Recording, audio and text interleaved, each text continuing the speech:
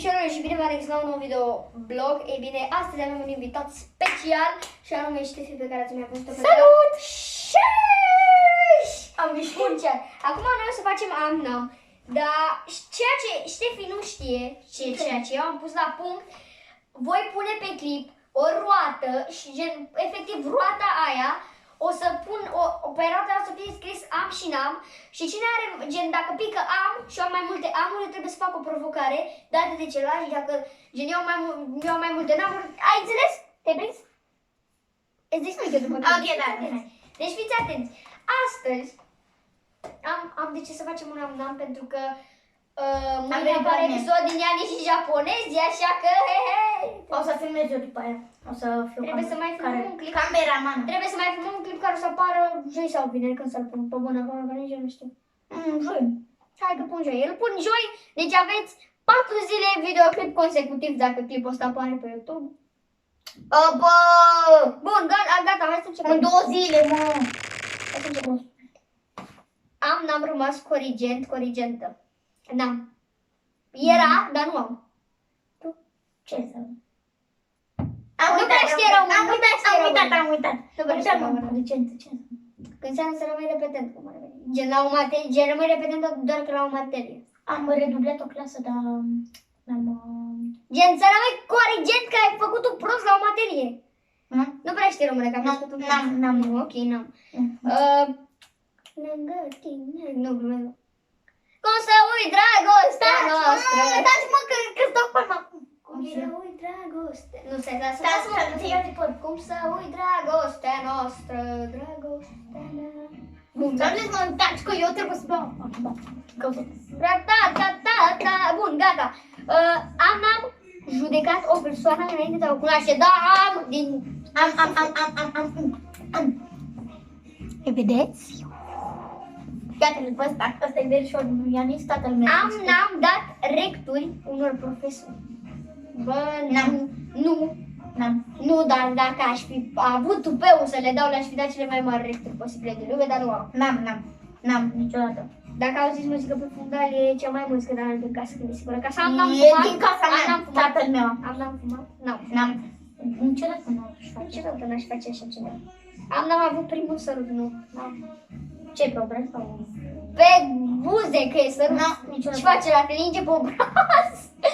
Nu, sărut pe obraz, ești nebun? Da. Nu are sens. N-am fugit de acasă, am, dar gen, eu m-am dus, ca să înțelegeți, că ăștia care știți unde stă, Trebuia tata să vină să ia de la școală și am fugit acasă. Da, ăsta e, păi nu să fugi de acasă, Nu, să da, fugi de asta acasă. nu. Deci eu am, pentru că, fiți atenți, asta e casa mea și eu stau în câmp. Și m-am dus undeva până aici, până aproape de ieșirea câmpului și m-am dus înapoi. De vreo 2 ori am făcut asta. N-am înjurat unor profesori, acesta m-au auzit. N-am. Doar am comentat la o doamnă de cantină. Mi s-a întâmplat. Voi vă dați seama că doamnele de la cantină în momentul ăsta se uită la clipul ăsta și ne văd pe noi doi. Nu, să fac am un prieten, bă, nu mă, că se uită, că știu canalul meu de YouTube. Că le-am zis de el. Nu, doamna mea de cantină de la școală de la mine, care o cheamă Valerii. Nu, probabil nu mă știu. Bă, deci se uită un prieten de-al meu francez la clipul ăsta. Bă, și las numele aici pe ecran. Să-mi zic el mâine mie la școală. Mă, dar nu o să înțeleagă. Mâine. O să numele pe ecran. O să punem pe YouTube scrisul ăla de tradus tot ce zicem. Bă, dar îi pun numele aici pe ecran. Da, bă, o să faci la sfârșit. N-am băut spirit. Înțeleg. Ce fac în viață? N-aș face nimic. Bă, să știi că nu zice rău site-ul ăsta. N-am plâns pentru o persoană, n-am. Ce? Plâns pentru o persoană. Am o dată. Băgat pe cineva în friendzone, gen să-ți placă, fii atentă că trebuie să-ți explic. Da? La o persoană să-i placă de tine și gen, tu să nu știi că îi place de tine, mai târziu să afli și să-l bagi în, să-l faci ca prieten, gen, să-l bagi în friendzone. Bă, e cea mai nașpa chestie posibilă. Mi s-a întâmplat. Deci și mie mi-a plăcut de cineva. Nu să fii tu băgat. Mi-a plăcut de cineva și după aia mai târziu s-a dat seama și m-a băgat în friendzone.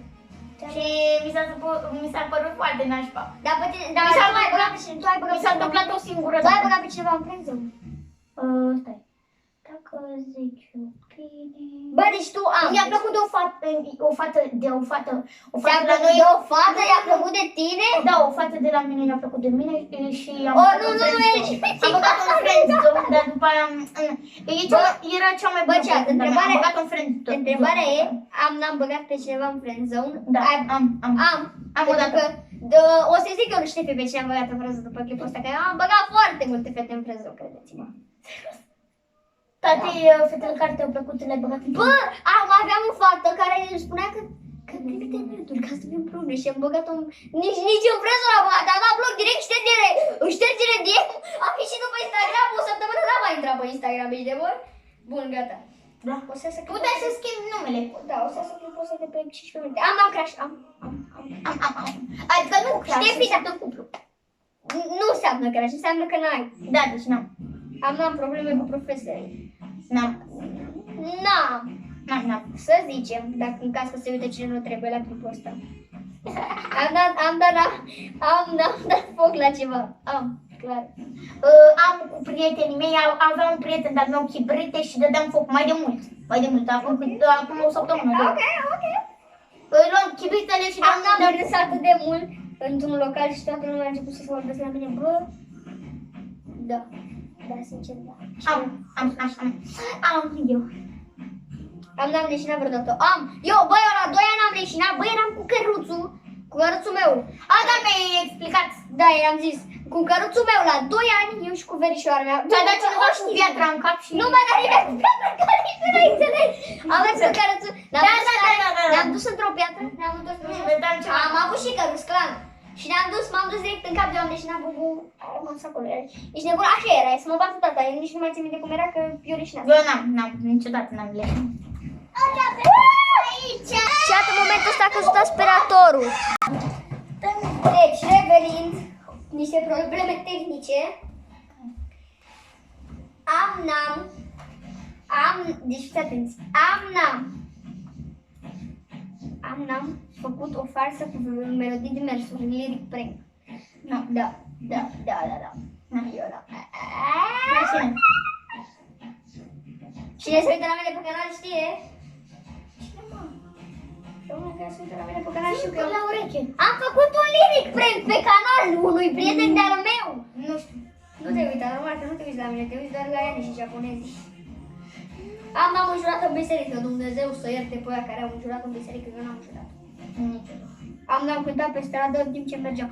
Bă, cine nu face asta dacă nu cânti când mergi pe stradă? Toată lumea se uită la mine când cânt.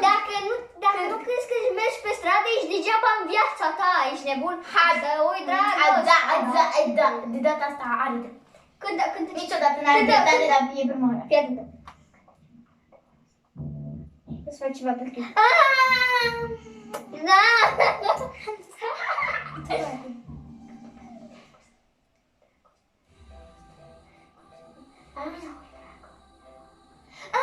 Hai, cântă repede, că vreau să fac ceva pe clip. Vreau să fac ceva pe clip. Cântă! Nu, cânt urât, mi-am stricat vocea, că am cântat joi la școală și mi-am stricat. Cântă! Cântă, vreau să fac ceva pe clip, o să vezi tu. Cântă! Prima dată eu. Cum să uit, nu, stai. Dragostea mea. Lasă-mă pe mine să cânt. Dragostea mea. Acum nu, că ești. Ok. Mi-e rușine. Tu te duci pe aia, cum să uit dragostea noastră. Nu știu, da? Bine. Ok, gata, lăsăm așa. E bine. Mamă, să vezi și fac pe clip, dar nu mă bagă lumea mimul, dar cred că merg cu păstrare cu funga. Am umblat în telefonul antipersoane. N-am. Bă, da, în telefonul meu. Nu se pune în alte persoane, vede dacă ți uită pe mine la telefon, stai. În telefon. Ce? În telefonul meu! În telefonul meu. Bun, lasă. Am copiat la test. Nu, n-am, că știu că Doar camaradul meu îmi turna. Era așa, mă, ce-i răspunsul? Și eu îi ziceam răspunsul. Eu îi ziceam răspunsul într-una. N-am chiulit. Niciodată. Nu, deși, bă, am avut o întâmplare, fiți atenți, story time. fița când zicea că, pur și simplu, bă, deci, știi când ești afară în curte, de obicei eu făceam sportul seara de sport, eram undeva în clasa a doua, cred că aveam 8 ani, ceva de genul. Eram în România, bă, și făceam, era mai special, că făceam orele în teren. Și noi făceam orele în teren, odată ce noi făceam orele în teren, nu puteam să mergem la voi. Și ne puneam ce după un copac, mai știți, băieții se puneau după un copac, fetele se duceau de undeva după un perete de școlii și ne-am dus noi 4 băieți și, bă, au venit niște proști, doamne, dacă se uită la clipul ăsta, bă, de ce proști, doamne, posibil, mi s-a tăiat firul și nebun. I-am văzut pe aia, bă, să holbau la noi, bă, erau disperați aia, să holbau la noi și a zis domnul, ia uite pe ăștia, că eu am zis că au plecat acolo și au început să se uite la geam și de unde, că noi nu-i găseam. Dezgustător. Cel mai dezgustător de la mine din casă, când sunt singur în casă. Așa. Hai, mă, mai m-am plictisit. S-a plictisit. N-am sărit îmbrăcat în piscină.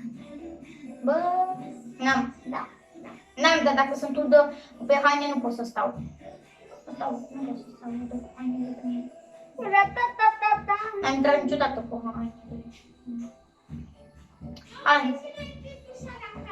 Repede! Bun, chat. Nu prea mai văd, dar stai să mă uit și un pic. Nu mai sunt multe. Am spart telefonul altei persoane. N-am. Alexia mi-a spart telefonul, că a mușcat din telefon. Ba da, i-am spart telefonul, tata, scuzați-mă. Stai să mă, dacă mi-aduc aminte eu bine. Al unde mea? Nu, spart telefon. Chiar dacă eu pot să spart telefon, mi-am spart telefonul. Bă, stau așa un pic și mă uit. Și Alexia odată mi-a Bă, dat câte telefon. chestii am eu de editat la clipul ăsta, vă dați seama, doamne, miluiește ce mai ca Dumnezeu să mă... Hai mă, zi mă, odată că mă plictisesc aici. Vorbești prea N-am mult. plâns vreodată la un film. Niciodată. N-am. Nu contează, puiul. Ai, este sensibil. M-am făcut de de față cu Crășul, doar nu-mi cunosc Crășul, n-am fost niciodată înțeles cu Crășul, așa că e o întrebare pentru Ștefi. Da, eu la școală. Când a avut Crășul, când a La avut. școală. La școală. E bine, am făcut. Deci am. Paf, Am. A, da, n-am spart tabla de la școală, n-am spart tabla la școală. Niciodată. Nu, niciodată în viața mea. Revenind după alte probleme tehnice, stai așa că eu... Da, oprește prea mult. Așa. Am avut accident cu mașina. N-am. Da, și cam atât a fost. Și cu n-a fost atât cu acest clip. Stați așa, chat, că mai avem finalul un pic. Așa, chat. Deci am luat asta rachirul și în momentul ăsta, o să dau de asta și avem am-nam și nimic. Să vedem care pică și ăla va trebui să facă o provocare. Provocarea nu știu când va fi făcută, pentru că s-ar putea să plec acum, da? Hai, dă-i. Eu sper să nu pice nimic, vă rog frumos, din nimic. Nimic n-a picat! Să mă vadă să pica nimic? Ia vedeți chat, e regizat, scrie nimic? Hai mă. Scrie nimic? Mai deodată, de roată. Aveți poză pe ecran, o să aveți acum, dă-te aici, da, așa să vadă oamenii poza.